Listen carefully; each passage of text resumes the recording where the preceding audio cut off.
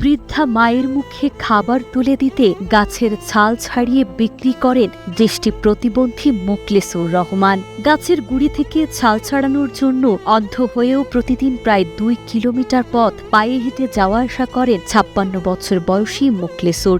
অবাক করার বিষয় হল গত 50 বছর ধরে এই একই পথে যাতায়াত করছেন তিনি। কারো সাহায্য নয়, কেবল হাতের স্পর্শ আর রাস্তার ধুলোবালি অনুভব করে তিনি রোজ পৌঁছান তার গন্তব্যে।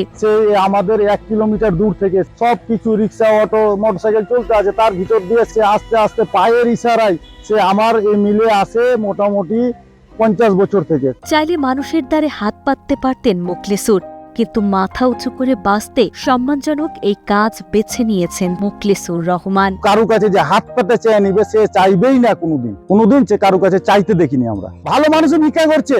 চাঁপাইনবাবগঞ্জের ভোলাহাটের তেলিপাড়া গ্রামের বাসিন্দা 56 বছর বয়সী মোখলেসুর রহমান। জন্ম থেকেই সুস্থ স্বাভাবিক মোখলেস হঠাৎ অসুস্থ হয়ে 6 বছর বয়সে ধীরে ধীরে অন্ধত্ব বরণ করেন।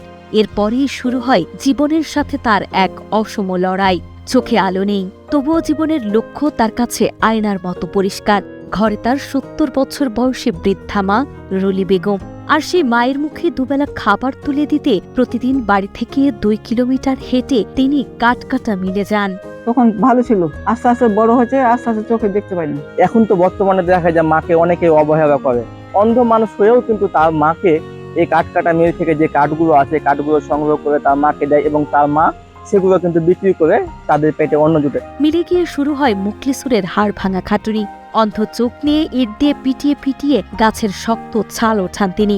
সারাদিনের পরিশ্রম শেষে সেই কাঠ বস্তায় ভরে মাথায় তুলে নেন। তারপর পুরনো সেই পথ ধরেই ফিরে আসেন বৃদ্ধা মায়ের কাছে। মা রুলি বেগম সেই কাঠ রোদে শুকিয়ে বাজারে বিক্রি করেন।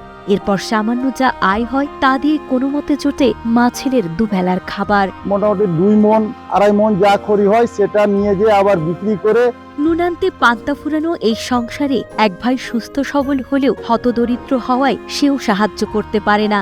আর তাই কষ্ট যেন বৃদ্ধা মা ও ছেলের নিত্যদিনের সঙ্গী। মা ও ছেলের সরকারি ভাতা জুটলেও তা বেঁচে থাকার জন্য মোটেও যথেষ্ট নয় বলে জানান চাঁপাইনবাবগঞ্জ ভোলাহাট ইউনিয়ন পরিষদের চেয়ারম্যান পিয়ার জাহান। তিনি ও স্থানীয়রা মনে করেন সমাজের বিত্তবান মানুষ বা কোনো সংস্থা যদি এই অসহায় পরিবারটির পাশে এসে দাঁড়ায় তবে হয়তো জীবনের শেষ কটা দিন একটু শান্তিতে কাটবে মা ছেলের। আমরা ইউনিয়নের পক্ষ থেকে তাকে একটা প্রতিবন্ধী ভাতা করে দিই এবং তার মার একটা বিধবা বয়স্ক ভাতা আছে। সাথে আমরা প্রতি ঈদে যে চালগুলা পাই তাদের দেওয়ার চেষ্টা করি বা দিয়ে থাকি বা দিয়েছি।